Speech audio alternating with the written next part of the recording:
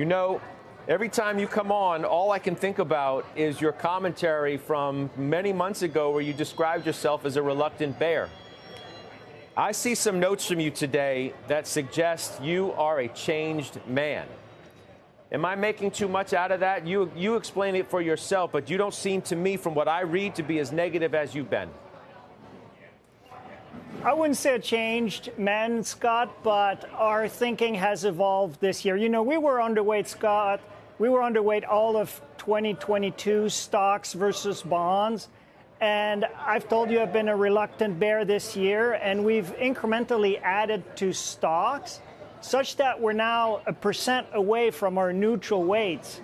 Now, I understand that's a boring stance to take on TV, Scott, neutral. You know, when my dentist asks me for investment advice, I tell them, stay invested, stay diversified. I do think there are opportunities under the hood. So, long story short, still reluctant, less reluctant than we've been. It's a very sort of barbell environment in terms of the data that we look at. Why still reluctant? Why? You know, we still have to feel the full effects of over 500 basis points of Fed hikes in the economy. Illustrative of that is the fact that the yield curve's been inverted massively for a long period of time. And, you know, I could go on, but Scott, at the end of the day, we have a very compressed equity risk premium. You were just talking earlier about multiple expansion.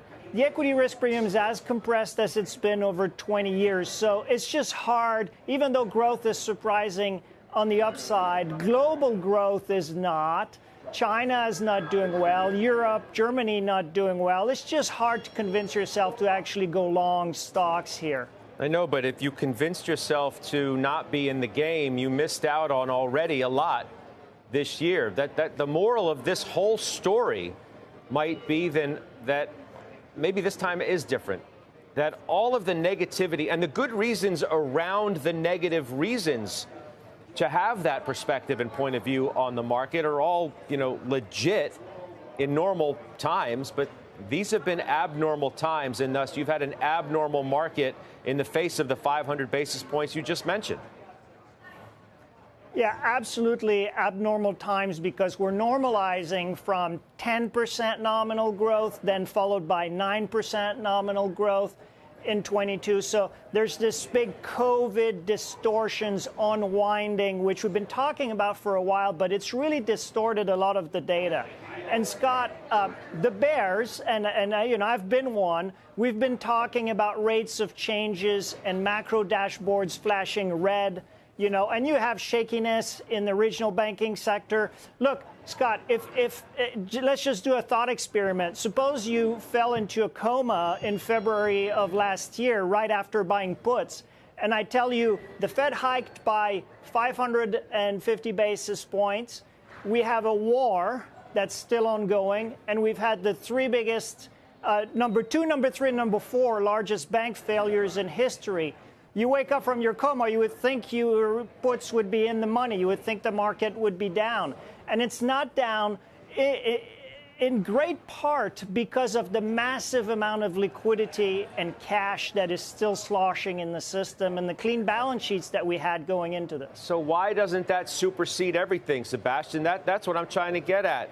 Maybe the story isn't as complicated as people have tried to make it from the beginning, right?